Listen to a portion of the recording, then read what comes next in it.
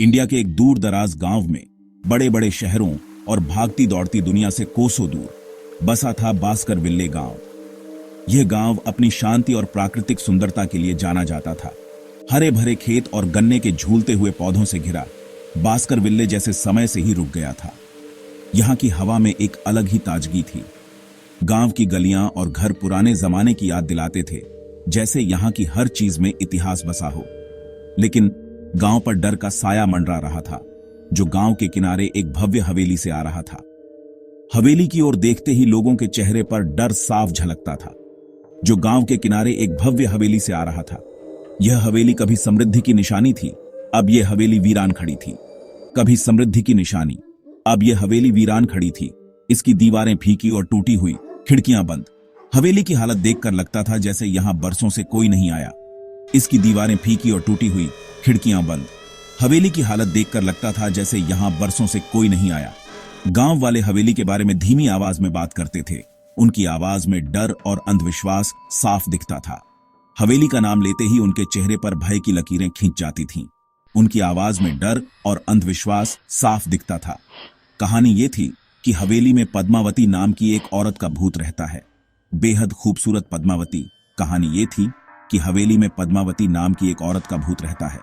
बेहद खूबसूरत पद्मावती, जिसकी इन दीवारों के भीतर ही असमय और दर्दनाक मौत हो गई थी। जिसकी इन दीवारों के भीतर ही असमय और दर्दनाक मौत हो गई थी। पद्मावती की शादी हवेली के अमीर मालिक से हुई थी। पद्मावती की शादी हवेली के अमीर मालिक से हुई थी, जो एक क्रूर और ईर्ष्यालु आदमी था, जिसने पद्मावती पर बेवफाई का इल्जाम लगाया और गुस्से में आकर उसकी जान ले ली। जो एक क्रूर और ईर्ष्यालु आदमी था, जिसने पद्मावती पर बेवफाई का इल्जाम लगाया और गुस्से में आकर उसकी जान ले ली।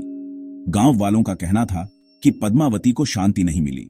गांव वालों का कहना था कि पद्मावती को शांति नहीं मिली और वो आधी रात को हवेली के अंधेरे गलियारों में घूमती है उसकी दर्द भरी चीखें रात के सन्नाटे में गूंजती हैं। हवेली के पास से गुजरते समय लोग अपनी सांसें थाम लेते थे। उसकी दर्द भरी चीखें रात के सन्नाटे में गूंजती हैं। पीढ़ी दर पीढ़ी गांव वालों ने पद्मावती की कहानी सुनाई। पीढ़ी दर पीढ़ी गांव वालों ने पद्मावती की कहानी सुनाई। हर बार कहानी में कुछ नया डर और रहस्य जोड़ते गए। हवेली मौत का प्रतीक बन गई। हर बार कहानी में कुछ नया डर और रहस्य जोड़ते गए। हवेली मौत का प्रतीक बन गई। एक ऐसी जगह जिससे दूर रहना ही बेहतर था। हवेली मौत का प्रतीक बन गई। एक ऐसी जगह जिससे दूर रहना ही बेहतर था, जिसका नाम लेने से ही लोगों की रूह कांप जाती थी। एक ऐसी जगह जिससे दूर रहना ही बेहतर था, जिसका नाम लेने से ही लोगों की रूह कांप जाती थी। कोई भी हवेली के पास जाने की हिम्मत नहीं करता था, जिसका नाम लेने से ही लोगों की रूह कांप जाती थी। कोई भी हवेली के पास जाने की हिम्मत नहीं करता था। खासकर सूरज ढलने के बाद कोई भी हवेली के पास जाने की हिम्मत नहीं करता था। खासकर सूरज ढलने के बाद, क्योंकि कहा जाता था कि तब पद्मावती की आत्मा आजादी से घूमती है। खासकर सूरज ढलने के बाद, क्योंकि कहा जाता था कि तब पद्मावती की आत्मा आजादी से घूमती है। हवेली के पास से गुजरते समय लोग अपनी सांसें थाम लेते थे, क्योंकि कहा जाता था कि तब पद्मावती की आत्मा आजादी से घूमती है। भूतिया हवेली की खबर राज तक पहुंची, जो एक जवान शहर में पला बढ़ा लेखक था, जो अपने शक और लोक कथाओं को न मानने के लिए जाना जाता था। तेज दिमाग और जिज्ञासा से भरा राज गांव वालों की कहानियों पर हंसा, उन्हें सिर्फ अंधविश्वास कहकर खारिज कर दिया। पद्मावती की कहानी को झूठा साबित करने और इसे लोगों की कल्पना का खेल बताने के लिए राज ने हवेली में एक रात बिताने का फैसला किया। उसे यकीन था कि तर्क और बुद्धि से वो किसी भी अलौकिक रहस्य को सुलझा सकता है। अपनी कॉपी, टॉर्च और ढेर सारे शक के साथ राज बास्करविल्ले पहुंचा, भूतों की कहानियों का सामना करने के लिए तैयार। गांव वालों ने, जिनकी आंखों में उत्सुकता और डर दोनों थे, राज को हवेली की तरफ जाते हुए देखा। उनकी चेतावनियां उसके कानों में गूंज रही थीं। उन्होंने अजीब आवाजों, अनजानी परछाइयों और हवेली की नींव में समाये डर के किस्से सुनाए। राज बिना डरे उनकी बातों को अनसुना कर दिया। उसका शक कम नहीं हुआ। उसने उनकी आंखों में डर देखा, अज्ञानता से पैदा हुआ डर, जो पीढ़ियों से चली आ रही कहानियों से बढ़ता गया था। उसे यकीन था कि हवेली में एक रात बिताने के बाद वो इन कहानियों को खत्म कर देगा और गांव वालों को सुकून देगा। वो साबित करेगा कि डर के सिवा डरने की कोई बात नहीं है।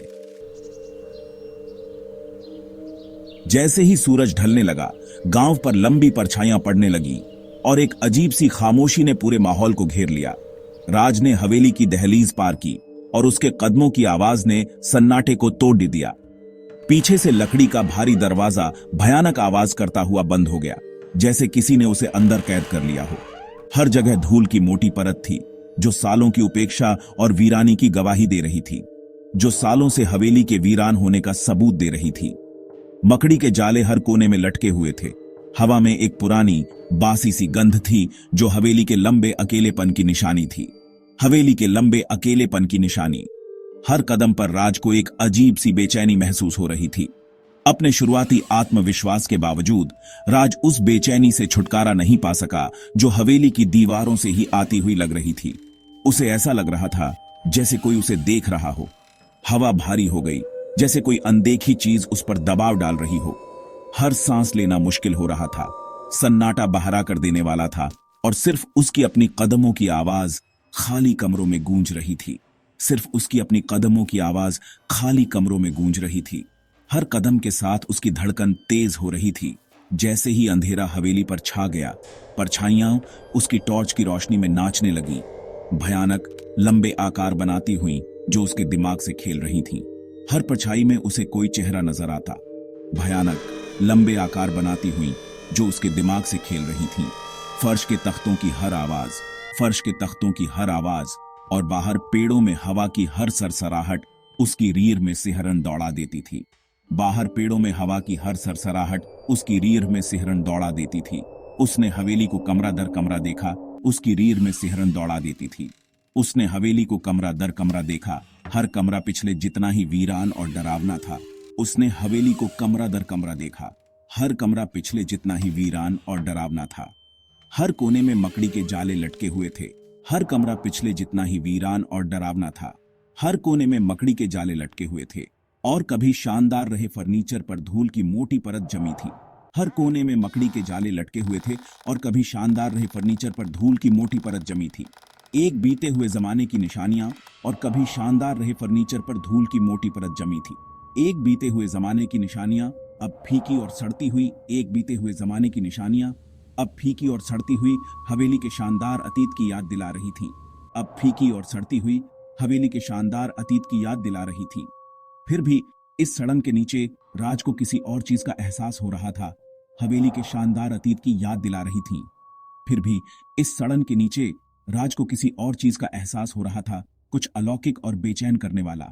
फिर भी इस सड़न के नीचे राज को किसी और चीज का एहसास हो रहा था, कुछ अलौकिक और बेचैन करने वाला। हवेली की हर चीज में एक रहस्य छुपा हुआ था, कुछ अलौकिक और बेचैन करने वाला। हवेली की हर चीज में एक रहस्य छुपा हुआ था, जो राज को और भी बेचैन कर रहा था। घंटे रेंगते हुए बीत रहे थे, जैसे समय ने अपनी गति खो दी हो। हर घंटा एक अनंत काल जैसा लग रहा था, मानो समय का कोई अंत ही न हो। हवेली का सन्नाटा सिर्फ उसकी घड़ी की टिक टिक से टूट रहा था, जो हर पल को और भी डरावना बना रही थी। हर टिक टिक उसकी बढ़ती बेचैनी पर एक बार जैसी थी, जैसे कोई अदृश्य शक्ति उसे सताने पर तुली हो। उसने अपने लेखन पर ध्यान केंद्रित करने की कोशिश की, अपने विचारों को शब्दों में पिरोने की कोशिश की, अपने अनुभवों को लिखने और उस बढ़ते हुए डर को तर्क संगत बनाने की कोशिश की, जो धीरे धीरे उसे अपनी चपेट में ले रहा था। लेकिन डर इतना गहरा था कि शब्द भी उसका सामना नहीं कर पा रहे थे। लेकिन शब्द खोखले लग रहे थे, जैसे वे उस भयावहता को व्यक्त करने में असमर्थ हों।